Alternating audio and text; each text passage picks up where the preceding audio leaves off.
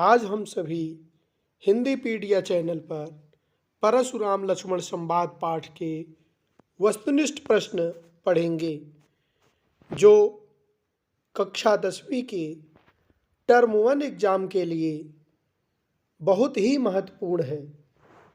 आइए एक एक प्रश्नों को पढ़ते हैं।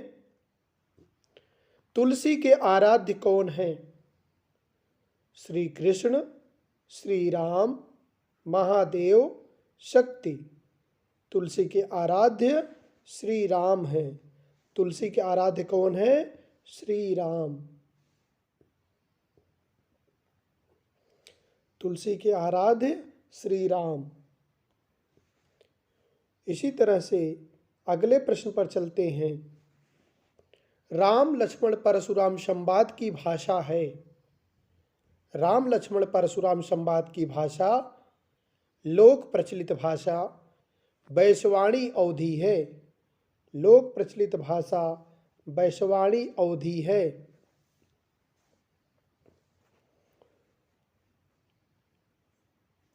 अगले प्रश्न पर चलते हैं। राम लक्ष्मण परशुराम संवाद किस ग्रंथ से लिया गया है? राम लक्ष्मण परशुराम संवाद किस ग्रंथ से लिया गया है? राम लक्ष्मण परशुराम संवाद रामचरितमानस से लिया गया है। रामचरितमानस से लिया गया है। अगले प्रश्न पर चलते हैं। शिव धनुष कैसे टूट गया? शिव धनुष कैसे टूट गया? जोर लगाने से, केवल छूने मात्र से, गिरने से, उपरोक्त में से कोई नहीं। तो शिव धनुष कैसे टूट गया? शिव धनुष टूट गया कैसे? केवल छूने मात्र से। केवल छूने मात्र से शिव धनुष टूट गया। केवल छूने मात्र से ही शिव धनुष टूट गया। इसी तरह अगले प्रश्न पर चलते हैं। अगला प्रश्न हमारा है, सठ शब्द का अर्थ है। सठ शब्द का अर्थ है 60, 7, मूर्ख, इनमें से कोई नहीं। सठ शब्द का अर्थ होगा मूर्ख। मूर्ख को सठ कहते हैं। इसी तरह से अगले प्रश्न पर चलते हैं। बेवजह कौन क्रोधित हो रहा है? राम, लक्ष्मण, परशुराम, विश्वामित्र। बेवजह परशुराम क्रोधित हो रहे हैं। कौन से राम? परशुराम। परशुराम क्रोधित हो रहे हैं बेवजह। इसी तरह से 7वां प्रश्न है, कुम्हड़ बतिया किसको देखकर मुरझाती है? कुम्हड़ बतिया किसको देखकर मुरझाती है? कुम्हड़ किसको कहा जाता है? कुम्हड़ कोहड़े की, कद्दू की, सीताफल की एक प्रजाति है जिससे पेठा मिठाई बनाई जाती है। तो कुम्हड़ बतिया, उसकी बतिया, उसके छोटे फल किसको देखकर मुरझा जाते हैं? तर्जनी को देखकर मुरझा जाते हैं। तर्जनी अंगूठे के बाद वाली पहली अंगुली। अंगूठे के बाद वाली पहली उंगली। अंगूठे के बाद वाली पहली उंगली तर्जनी। तर्जनी को देखकर मुरझा जाते हैं। तर्जनी को देखकर क्या होते हैं? मुरझा जाते हैं। लक्ष्मण जी कहते हैं कि हम कोई कुम्हड़ बतिया नहीं हैं जो तुम्हारी उंगली मात्र से मुरझा जाएं। हम क्षत्रिय वीर हैं। इस तरह से लक्ष्मण जी जवाब देते हुए कहते हैं हम कुम्हड़ बतिया नहीं हैं। अगले प्रश्न पर चलते हैं। राम और लक्ष्मण सीता स्वयंवर में किस मुनि के साथ आए? राम और लक्ष्मण सीता स्वयंवर में विश्वामित्र के साथ आए। किसके साथ आए? विश्वामित्र के साथ आए। राम और लक्ष्मण सीता के स्वयंवर में विश्वामित्र के साथ आए। किसके साथ आए? विश्वामित्र के साथ। अगले प्रश्न पर चलते हैं। अगला प्रश्न है हमारे सामने 9वां प्रश्न। परशुराम ने शिव धनुष तोड़ने वाले को किसके समान अपना शत्रु बताया? शिव धनुष तोड़ने वाले को सहस्त्रबाहु के समान अपना शत्रु बताया। सहस्त्रबाहु के समान अपना शत्रु बताया। किसके समान? सहस्त्रबाहु के समान। इसी तरह से 10वां प्रश्न है, परशुराम को किसको देखकर गुस्सा आया था? परशुराम को टूटे धनुष को देखकर गुस्सा आया था। किसको देखकर? टूटे धनुष को देखकर गुस्सा आया था। परशुराम को टूटे धनुष देखकर गुस्सा आया था। टूटा धनुष देखकर गुस्सा आया था। इसी तरह से अगले प्रश्न पर चलते हैं। अगला प्रश्न है, भूप का अर्थ है। भूप का अर्थ होता है राजा। भूप का अर्थ होता है राजा। इस तरह से अगले प्रश्न पर चलते हैं। अगला प्रश्न हमारा होगा, क्षत्रिय कुल का द्रोही कौन है? क्षत्रिय कुल का द्रोही दशरथ, जनक, परशुराम, राम। तो क्षत्रिय कुल का द्रोही कौन है? परशुराम। क्षत्रिय कुल का द्रोही कौन है? परशुराम। इसी तरह से अगले प्रश्न पर चलते हैं। महीव कुमार किसे कहा गया है? महीव कुमार लक्ष्मण को कहा गया है। महीव कुमार लक्ष्मण को कहा गया है। हमारा ख विकल्प सही है। इस तरह से अगले प्रश्न पर चलते हैं। बाल ब्रह्मचारी अति कोही में कौन सा अलंकार है? बाल ब्रह्मचारी अति कोही में अनुप्रास अलंकार है। कौन सा अलंकार है? अनुप्रास अलंकार है। बाल ब्रह्मचारी अति कोही में अनुप्रास अलंकार है। कौन सा अलंकार है? अनुप्रास अलंकार है। इसी तरह से अगले प्रश्न पर चलते हैं। परशुराम ने कौशिक कहकर किसे संबोधित किया है? परशुराम ने कौशिक कहकर किसे संबोधित किया है? कौशिक किसे कहा है? परशुराम ने कौशिक किसे कहा है? परशुराम ने कौशिक विश्वामित्र को कहा है। किसको कहा है? विश्वामित्र को कहा है। इसी तरह से अगले प्रश्न पर चलते हैं। तुलसीदास जी के आराध्य हैं। तुलसीदास जी के आराध्य कौन है? प्रभु श्री राम। प्रभु श्री राम तुलसीदास जी के आराध्य हैं। अगले प्रश्न पर चलते हैं। रामचरितमानस का मुख्य छंद कौन सा है? रामचरितमानस का मुख्य छंद चौपाई है। कुंडलिया, छप्पे, सोरठा, चौपाई। तो रामचरितमानस का मुख्य छंद क्या है? चौपाई। रामचरितमानस का मुख्य छंद क्या है? चौपाई। चौपाई जिसमें 4 चरण होते हैं। जिसमें 4 चरण होते हैं, 16-16 पर मात्राएं होती हैं। इस तरह से चौपाई। राम लक्ष्मण परशुराम संवाद रामचरितमानस के किस कांड से लिया गया है? रामचरितमानस के बाल कांड से लिया गया है। किस कांड से लिया गया है? बाल कांड से लिया गया है। रामचरितमानस के बाल कांड से लिया गया है। तो अगले प्रश्न पर चलते हैं। शिव धनुष को खंडित देखकर कौन आपे से बाहर हो जाता है? शिव धनुष को खंडित देखकर परशुराम जी आपे से बाहर हो जाते हैं। कौन बाहर हो जाते हैं? परशुराम जी। परशुराम जी बाहर हो जाते हैं, आपे से बाहर हो जाते हैं। इसी तरह से 20वां प्रश्न है। परशुराम जी के क्रोध से भरे वाक्यों का उत्तर व्यंग्य वचनों से किसने दिया? व्यंग्य वचनों से किसने दिया? परशुराम के क्रोध से भरे व्यंग्य वचनों का जवाब किसने दिया? लक्ष्मण ने। लक्ष्मण ने कहा हम जवाब दे रहे हैं। परशुराम जी के क्रोध भरे वाक्यों का उत्तर व्यंग्य वचनों से लक्ष्मण जी ने कहा। इसी तरह से 21वां प्रश्न है। राम लक्ष्मण परशुराम संवाद में परशुराम ने शिव धनुष तोड़ने वाले को अपना शत्रु बताया है और उसकी तुलना किससे की है? अपना शत्रु भी बताया है और उसकी तुलना किससे की है? सहस्रबाहु से तुलना की है। किससे की है? सहस्रबाहु से तुलना की है। इसी तरह से अगले प्रश्न की ओर चलते हैं। सहस्रबाहु सम सो रिपु मोरा इस पंक्ति में प्रयुक्त अलंकार है। इस पंक्ति में प्रयुक्त अलंकार क्या है? अनुप्रास अलंकार है। इस पंक्ति में प्रमुख अलंकार क्या है? अनुप्रास अलंकार। अनुप्रास अलंकार वह अलंकार होता है जहाँ पर किसी वर्ण की आवृत्ति बार बार होती है। किसी वर्ण की आवृत्ति बार बार होती है।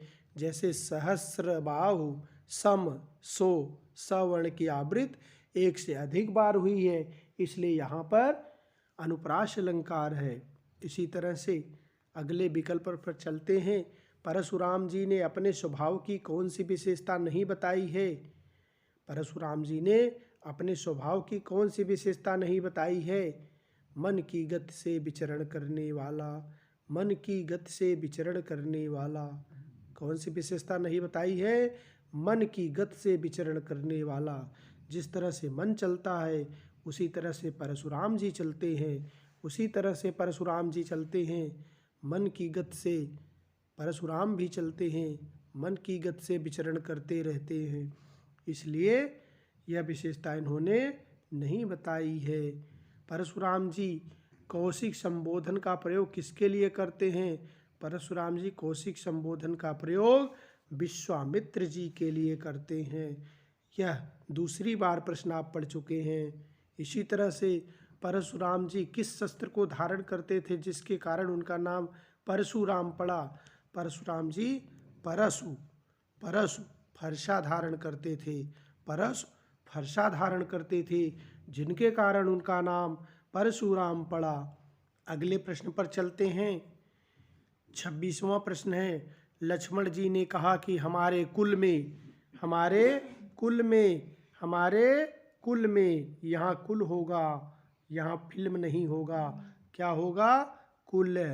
हमारे कुल में 4 पर हाथ नहीं उठाते, क्योंकि इन 4 को मारने से पाप लगता है और इनसे हारने पर अपयश मिलता है।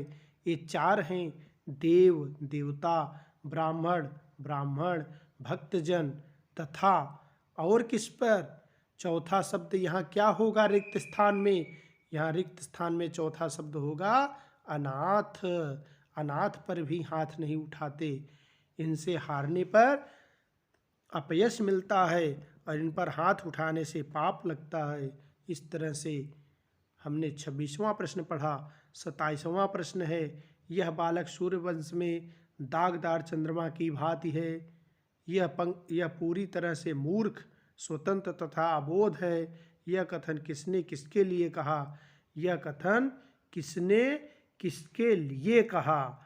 यह कथन किसने कहा और किसके लिए कहा? यह कथन परशुराम ने कहा, लक्ष्मण के लिए कहा। यह कथन परशुराम ने लक्ष्मण के लिए कहा। क्या कहा? यह बालक सूर्यवंश में, सूर्यवंश राम के वंश में, सूर्यवंश में दागदार चंद्रमा की भांति है। यह पूरी तरह मूर्ख, स्वतंत्र और अबोध है। यह कथन किसने किसके लिए कहा? परशुराम ने लक्ष्मण के लिए कहा। अगला प्रश्न है, लक्ष्मण के अनुसार वीर पुरुष युद्ध भूमि में शत्रु को सामने पाकर क्या नहीं करते? लक्ष्मण के अनुसार वीर पुरुष युद्ध भूमि में शत्रु को सामने पाकर अपनी वीरता का वर्णन, पहले प्रहार, अपनी वीरता का वर्णन, शांति का प्रदर्शन, इनमें से कोई नहीं। तो क्या नहीं करते वीर पुरुष? वीर पुरुष क्या नहीं करते? अपने वीरता का वर्णन नहीं करते, वह सिर्फ युद्ध करते हैं, युद्ध करने में भरोसा रखते हैं। लक्ष्मण ने ऐसी चेतावनी देते हुए परशुराम जी को कहा। अगले प्रश्न पर चलते हैं। साधु बालक के गुण दोष का विचार नहीं करते। साधु बालक के गुण दोषों का विचार नहीं करते। उपयुक्त कथन किसने किससे कहा? साधु बालक के गुण दोषों का विचार नहीं करते, गुण दोष का विचार नहीं करते। उपयुक्त कथन किसने किससे कहा? तो उपयुक्त कथन किसने और किससे कहा? विश्वामित्र ने परशुराम को कहा। विश्वामित्र ने परशुराम को कहा। किसने किससे कहा? विश्वामित्र ने परशुराम को समझाते हुए कहा है। इसी तरह से अगले प्रश्न पर चलते हैं। चौपाई छंद मात्रिक छंद होता है। मात्रिक छंद मात्राओं द्वारा गिना जाने वाला छंद। यह 4 पंक्तियों का होता है। इसकी प्रत्येक पंक्ति में कितनी मात्राएं होती हैं? मात्रिक छंद में प्रत्येक पंक्ति में कितनी मात्राएं होती हैं? चौपाई मात्रिक छंद में, चौपाई छंद का मात्रिक छंद होता है। चौपाई में कितनी मात्राएं होती? प्रत्येक पंक्ति में कितनी मात्राएं होती हैं? 11, 13, 12, 16। चौपाई में प्रत्येक पंक्ति में 16 मात्राएं होती हैं। चौपाई छंद में प्रत्येक पंक्ति में 16 मात्राएं होती हैं। 16 मात्राएं चौपाई में, 16 मात्राएं। इसी तरह अगले प्रश्न पर चलते हैं। लक्ष्मण के उत्तर परशुराम जी के क्रोध रूपी अग्नि को किसने समान भड़का रहे थे। परशुराम के उत्तर परशुराम जी के क्रोध रूपी अग्नि को किसके सामने किसके समान भड़का रहे थे? दावानल के समान, बड़वानल के समान, आहूत के समान, आंधी के समान। किसके समान भड़का रहे थे? आहुति, जैसे यज्ञ में आहुति दी जाती है उसी समान भड़का रहे थे। अगले प्रश्न की तरफ चलते हैं। दोहा छंद में कितने चरण होते हैं? दोहा छंद में 4 चरण होते हैं। दोहा छंद में कितने चरण होते हैं? 4 चरण होते हैं। 4 चरण होते हैं। दोहा छंद में 4 चरण होते हैं। कितने चरण? 4 चरण। पहले और दूसरे चरण में, पहले और तीसरे चरण में कितनी कितनी मात्राएं? 13 मात्राएं। पहले और तीसरे में 13 मात्राएं। दूसरे और चौथे में 11 मात्राएं होती हैं। दोहे का उल्टा सोरठा होता है, जिसमें पहले और तीसरे में 11, दूसरे और चौथे में 13। इस तरह से अगले प्रश्न पर चलते हैं। विप्र विचार बचो नृपद्रोही। विप्र विचारी बचो नृपद्रोही। नृपद्रोही, इस पंक्ति में कौन सा अलंकार प्रयुक्त हुआ है? इस पंक्ति में कौन सा अलंकार प्रयुक्त हुआ है? यहाँ भी अनुप्रास अलंकार प्रयुक्त हुआ है।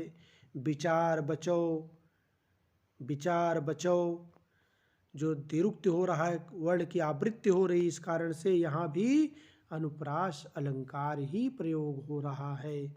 आगे बढ़ते हैं। परशुराम अपने आप को किस कुल का द्रोही मानते हैं? परशुराम अपने आप को किस कुल का द्रोही मानते हैं? किस कुल का द्रोही मानते हैं? क्षत्रिय कुल का द्रोही मानते हैं। किस कुल का द्रोही मानते हैं? क्षत्रिय कुल का द्रोही मानते हैं। इसी तरह से अगले प्रश्न पर चलते हैं। तुलसीदास जी के अनुसार कुम्हड़बतिया किसे देखकर मुरझाती है? तुलसीदास जी के अनुसार कुम्हड़बतिया तर्जनी को देखकर मुस्कुराती है। मुस्कुराती नहीं, मुरझाती है। तर्जनी कौन सी उंगली होती है? तर्जनी अंगूठे के बाद की पहली उंगली होती है, तर्जनी। इसी तरह से अगले प्रश्न पर चलते हैं।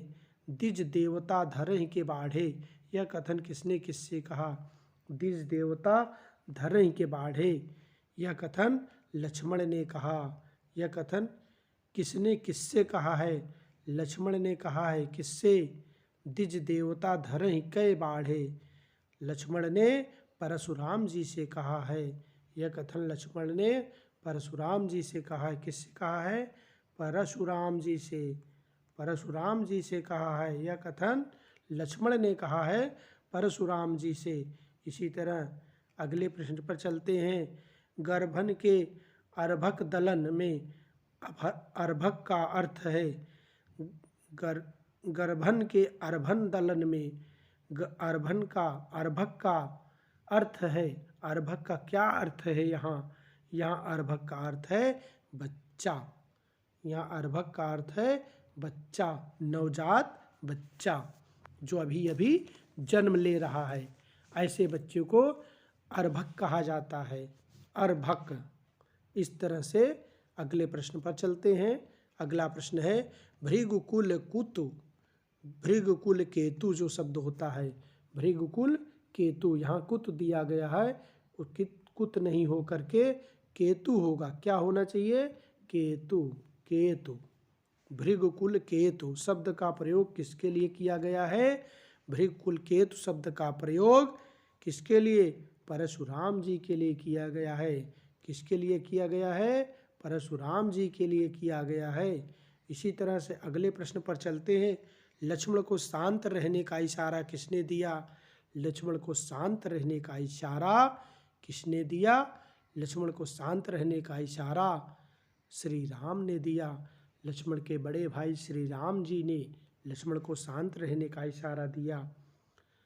और अंतिम प्रश्न है आज का, परशुराम ने किसके प्रेम के कारण लक्ष्मण का वध नहीं किया?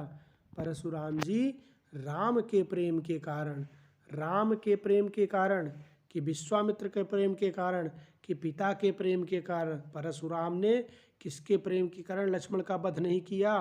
परशुराम जी विश्वामित्र के प्रेम के कारण लक्ष्मण का वध नहीं किया।